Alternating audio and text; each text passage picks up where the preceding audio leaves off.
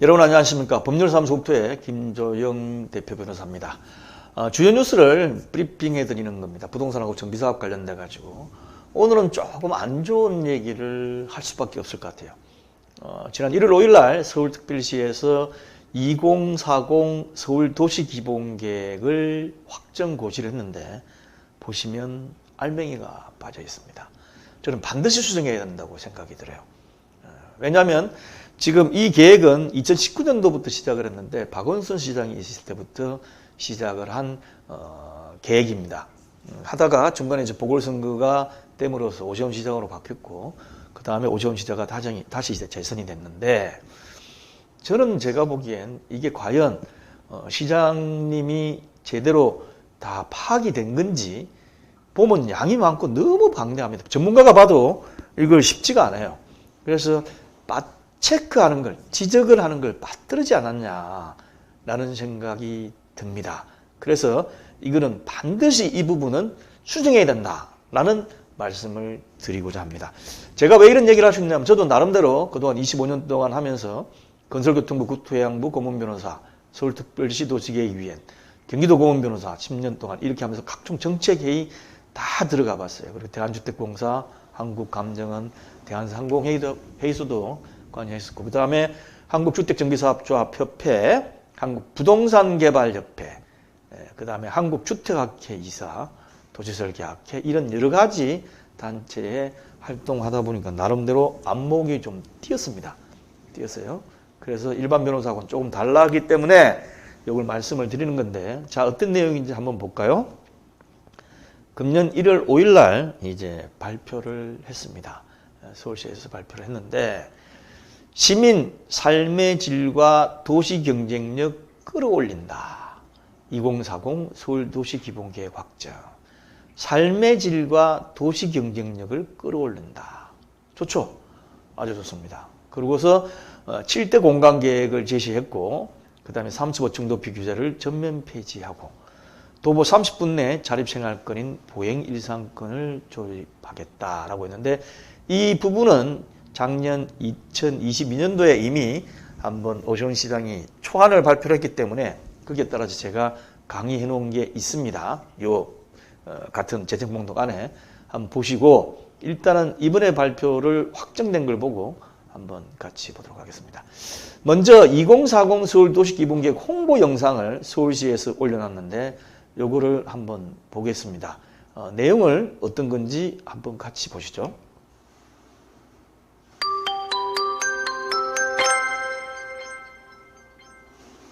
기술 발전, 기후환경 문제와 팬데믹 위기를 겪으며 우리 사회와 공간은 급변하기 시작했습니다.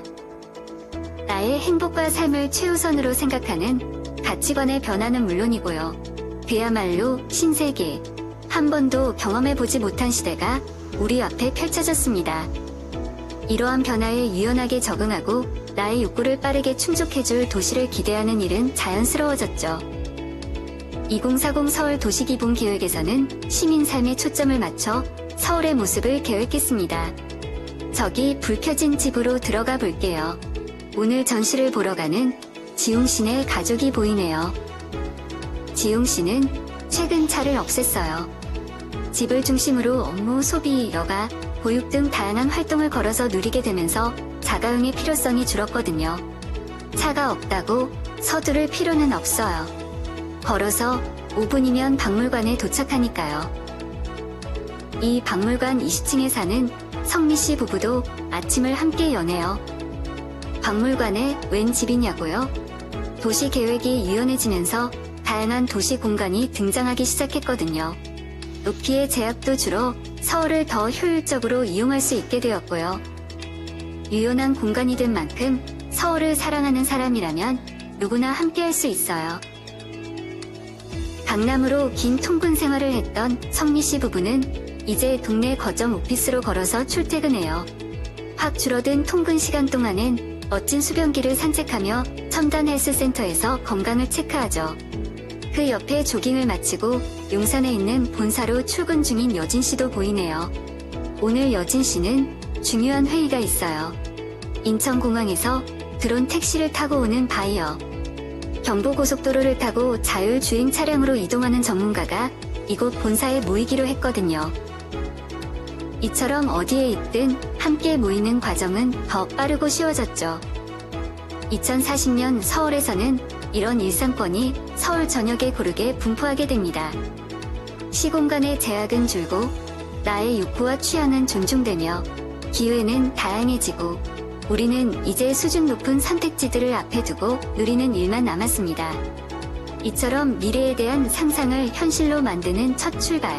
2040 서울 도시기본계획에서 시작합니다. 자, 어떻습니까? 이 홍보 영상을 보시면 뭔가 좀 감동적이고 서울이 너무 좋아지겠다 이런 생각이 들어야 되는데 이 홍보 영상에서 2040년 서울특별시가 어떻게 변화하는지 또 어떻게 발전하는 데 대한 희망이 보이십니까? 이 영상을 탓하려는 게 아니에요. 영상 속에 보면 드론 택시, 자율주행 자동차 이건 금방 옵니다. 5년 내지 10년 사이에 오는데 문제는 걸어서 갈 수 있는 주위 공간, 걸어서 갈 수 있는 여러 가지 커뮤니티 시설은 될까요? 안 될까요? 지금 현재 있는 상태로는 불가능합니다. 왜냐하면 부수고 새로 만들어야 돼.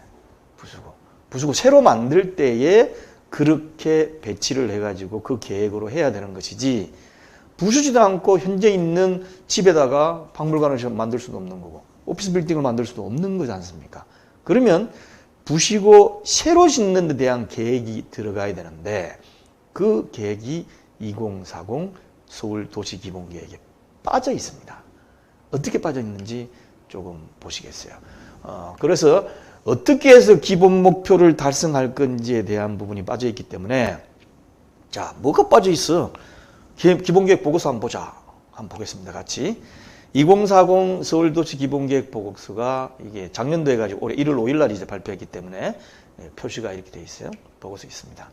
내용을 보면 쭉 페이지가 있는데 그 중에 보면 2040 서울도시 기본계획 7대 계획 목표가 있고 그 다음에 각 부문별로 있는데 주택 정비 부분. 물론 서울시의 미래상이 주택 정비뿐만 아니고 경제산업, 기후환경, 안전반제 부분 다 있습니다. 있는데 가장 중요한 거는 여기서 시작을 해요. 예. 이게 돼야만 그 다음이 뭐 어떻게 파괴보고 갖고 하는 것이 이것이 중요한 겁니다. 자, 그럼 한번 보겠게요. 여기 보시면 이게 이제 시행된 게 2019년 11월 시의원, 전문가, 실, 본부, 국 등으로 구성된 2040 서울 플랜 수립 추진위원회를 설립하여 미래사항과 계획과제 실현을 위한 구체적인 계획안을 작성했다 해가지고 쭉 진행을 해 오다가 2021년 5월 재보궐선거 결과로 서울시에 새로운 시정이 출범된과 동시에 오세훈 시장이 된 것을 얘기하는 것 같아요. 돼가지고 좀 수정을 해가지고 하기를 시작을 한 거죠. 그러니까 초안이 됐던 거는 이미 2019년 11월부터 2020년 1년 동안 상당 부분 진행이 되어가지고 2020년 6월 달에 이미 2040 서울도시기본계획안 작성을 했어요. 자, 그런데 한번 보겠습니다. 내용 중에 보면 2010년 이후 서울의 변화 모니터링이라고 되어 있는 부분이 있는데 인구도 변화가 되죠. 그리고 건축물 및 주택 노후화는 심화되고 신축 실적은 저조. 굉장히 정확히 해놨습니다. 30년 이상 경과된 건축물은 전체 건축물의 절반, 노후주택은 전체 주택의 18%가 될 것이다 라고 되어 있죠. 그래서 2024년에는 30년 이상 경과된 건축물의 비율이 61.8%까지 증가될 것이다 해가지고 지도까지 다 이렇게 색깔별로 해놨어요. 다 해놨습니다. 통계청 자료를 기준으로. 이렇게 잘 파악이 한 사람들이 어떻게 되죠? 이 늙어가는 서울, 도시정비의 정치에 따른 환경 악화 해가지고 정비사업 추진 능력이 저하되어 있고 쾌적한 도시환경에 대한 요구가 증대되기 때문에 한다 해놓고 전체 주택 중에 50%가 2040년 되면 노후화가 된다. 판단은 잘 해놨습니다. 그리고 이제 3절에 가면 서울도시기본계획 7대 목표를 세웠는데 그 중에 보면 첫째가 걸어서 누리는 다양한 일상, 보행 일상권이죠. 그 다음에 수변공간 중심, 그 다음에 기반시설 입체화, 새로운 도시공간을 창출하는 거죠. 미래성장 거점 육성 연계, 기술 발전과 선제적 대응, 미래교통 인프라, 그 다음 탄소 중립 안전도시 구축, 이런 것들이 쭉 있어요. 그런데 보면 주택을 어떻게 공급하고 주택에 대해서 향후 어떻게 삶의 질을 높일 것인지에 대해서는 제목상에도 아예 없습니다. 사무실 공간과 주거 공간이 살아가는데 가장 중요하지 않습니까? 여기에 대해서는 없어요. 왜 이게 옛날 시장 때에 시작된 것이어서 그럴까요? 물론 방건선 시장 때는 이 서울이 개발되는 걸 굉장히 억제를 했습니다. 주택 공급이 안 될 정도로 굉장히 억제했어요. 그런 가운데 시작됐기 때문에 아예 신축하고 재건축 재개발 주택 건설한다는 자체는 아예 목표 속에 넣지가 않았는데 이게 그대로 지금 와 있는 겁니다. 와 있는 거예요. 그래서 여러 가지 부문 중에 보면 주택정비부터 6개 부문이 있습니다. 있는데 이 주택정비 부분을 보시면 주택정비 부분에는 5개로 나눠놨죠. 보겠습니다. 저이용 유휴지 활용 등 다양한 도시계획적 수단으로 양질의 주택 공급 활성화. 이용되지 않고 유지 활용해가지고 양질의 주택 공급이 되겠까요? 그 다음에 두 번째, 부담 가능한 공공주택의 공급 확대와 민간 참여를 유도하기 위한 지원 강화. 공공주택 공급이 쉽지 않지 않습니까? 그 다음에 세 번째, 주변 지역과 상생하며 공공성을 확보하는 주거지 정비사업 추진. 공공성 계속 들어갑니다. 네 번째, 중심지 특성을 반영하고 복합 기능을 강화하는 도시정비형 재개발 사업. 이게 이제 도시환경 정비 사업 옛날 거 시내 중심가에 상가 오피스 빌딩 밀집에 있는 그런 데다가 하는 걸 얘기하는 거죠. 그 다음에 5번째, 정비 사업의 개발이익 환수를 강화하여 공공성을 확보한다. 요 보면 전부 공공성, 공공주택밖에 없어요. 없습니다. 그리고 밑에 쭉 봐도 별 내용이 없습니다. 없습니다. 이렇게 했으면 좋겠다는 건 좋은데 어떻게 하겠다는 게 없죠. 어떻게 하는 게 없죠. 그래서 한번 더 자세히 보겠습니다. 주변 지역과 상생하며 공공성을 확보하는 주거지 정비 사업 추진하겠다. 주택 정비형 재개발 사업, 재건축 사업 등 주거환경 개선을 위한 정비 사업 추진 시 주거 공간이 도시 맥락과 어우러지고 주변 지역과 교류하며 소통할 수 있는 구조를 형성한다. 아파트 재건축 및 리모델링 시 대규모 단지 유지에 따른 공간 단절을 해소하고 아파트 단지 경계부 가로 공간을 활성화할 수 있도록 기본 망침을 마련하겠다. 계획 수립 시에 대기질 개선 위해 그 다음에 사업구역과 주변 지역 생활 편의 정진하기 위해서 뭐 생활 SOC, 공공 임대상가, 공원 녹지, 그 다음에 공동주택 재건축 시 서울시 경관 기본계획을 반영하고 경관 때문에 자르겠다는 얘기죠. 주변 지역의 주거환경과 지역 경관을 고려하여 적정한 높이를 적용한다. 그 다음에 네 번째, 중심지 특성을 반영하고 복합 기능을 가능하는 도시정비형 재개발 사업을 추진한다. 단어는 잘 썼습니다. 그런데 이런 도시정비형 재개발 사업을 어떻게 하겠다는 거죠? 어떻게? 도심에 집중된 기금속, 인쇄, 패션, 봉제, 기계금속동 제조업 기반의 특화 사업을 활성화하고 직접 효율을 높일 수 있도록 건장용도, 임대산업시설 확보 비용, 여러분 가든파이브 아시죠? 윤석열 대통령 때 청계천에 있는 그 고가도로를 없애면서 청계천 상가들이 송파에 있는 저기 어디죠?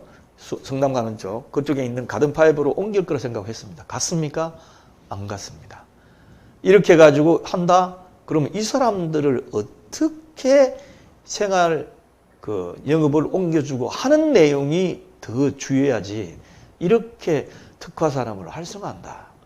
이런 좋은 말만 써가지고 될 문제가 아닌 것 같습니다. 그 다음에 5번째, 정비사업의 개발이익 환수를 강화하여 공공성을 확보하겠다. 정비사업을 어떻게 활성화하겠다는 내용은 하나도 없어요. 재개발사업, 재건축사업 등에 대한 개발 부담금을 환수하여 개발이익의 사유화를 방지하고 정비기반시설 확보 및 노후기반시설 정비를 위한 재원을 확보한다. 재건축사업의 소형임대주택 의무화를 재적용하여 공공임대주택 등 공적 지원을 확보하겠다. 공공기여로 공급되는 공적 자원은 시민 접근성, 효율성을 강화하여 공공성이 높은 시설로 조성하겠다. 서울시에서 공공기회를 활용한 기반시설 설치를 통해 지역 격차를 해소할 수 있는 재정 기반을 마련한다. 그래서 어쩌라고? 어떡하라고? 이 내용이 전부입니다. 이 내용이. 뭔가 이건 앞에 좋은 말이 나왔으니까 구체적인 내용이 나오겠다. 물론 정비계획 때 나올 수는 있겠죠. 그런데 정비계획은 따로 내는 것이 아니고 구역별로 그냥 내용이 나오는 것이 불과하기 때문에 기본계획에 이미 지금 없어요. 내용이 없습니다. 자, 그러면 주택정비 부분을 보겠는데 주택 공급 어떻게 하겠다는 계획이 지금 보이십니까? 여러분 눈에는? 안 보입니다. 오시훈 시장님이 얘기했던 게 하나도 반영 안 돼 있어요. 여기. 그 다음 두 번째, 재건축 재개발 소규모 주택정비 사업 등을 어떻게 하겠다는 계획이 보입니까? 없어요. 없습니다. 도시기본계획 7대 목표는 신축 공사 없이는 절대로 진행될 수 있는 내용들이 아닙니다. 신축 공사를 했을 때 그때 커뮤니티 시설도 만들고 소공원도 새로 만들고 기반 시설도 확장하고 이러는 거지, 현재 있는 상태에서 그냥 가만히 때리 부시고 할 수가 있는 게 없고 예산도 없어요. 없습니다. 그래서 지금 이렇게 돼 있는 7대 목표 부분 있는데 여기에 주택 공급을 어떻게 하고 주택에 대한 삶의 질을 어떻게 하겠다, 이런 게 없습니다. 차라리 이거 말고 제가 다른 영상을 통해 가지고 오늘 같이 만드는 국토교통부에서 지하주차장을 면수를 늘리면 분양가에 가산하도록 하겠다, 이런 게 훨씬 더 유용하고 좋은 정책이지, 이거는 제가 보기엔 옛날에 박원순 시장이 있을 때의 그 내용을 그대로 유지해 온 게 아니냐. 그리고 오세훈 시장이 와가지고 얘기해가지고 주택 공급을 늘리겠다, 어떻게 하겠다, 지금 굉장히 많이 발표들을 하고 있습니다. 하나도 안 녹아 들어간 것 같아요. 안 녹아 들어간. 고의적으로 안 녹아 들어가도록 한 건지 아니면 담당자의 실수인지 모르겠지만 어쨌든 2040 도시기본계획 7대 목표는 제가 보기엔 아닙니다. 그래서 향후 목표를 달성할 수 있는 방법에 대한 계획이 전혀 보이지 않으니까 검토, 수정해가지고 이런 식으로 활성화할 수 있는 방안을 넣어주셔야만 됩니다. 그렇지 않으면 향후 50%, 61.8%가 2040년 되면 노후화다 해놓고 그 다음에 그 노후화된 건물을 어떻게 하겠다라는 내용은 하나도 없어요. 하나도. 누가 공짜로 집을 지어줍니까? 재건축 재개발, 소규모 주택 정비 사업, 도시환 정비 사업 하는데 시가 돈을 보태줘요? 돈을 뺏어가지? 그렇지 않나요? 그래서 이거는 뭔가 오세훈 시장이 모르는 사이에 다른 부분도 많지 않습니까? 거기에 대해만 보고를 많이 드리고 이걸 모르는 사이에 양이 굉장히 방대하다 보니까 넘어갔지 않나는 의혹을 떨칠 수가 없습니다. 그래서 다시 한번 이 부분에 대해서는 검토를 할 필요성이 있다고 보겠습니다. 유튜브로 오시는 분은 더보기 오른쪽 나눈 분을 클릭하시면 재생 목록이 보여요. 그걸 클릭하면 관련된 뉴스나 여러 가지 것들을 다 같이 보실 수가 있습니다. 감사합니다.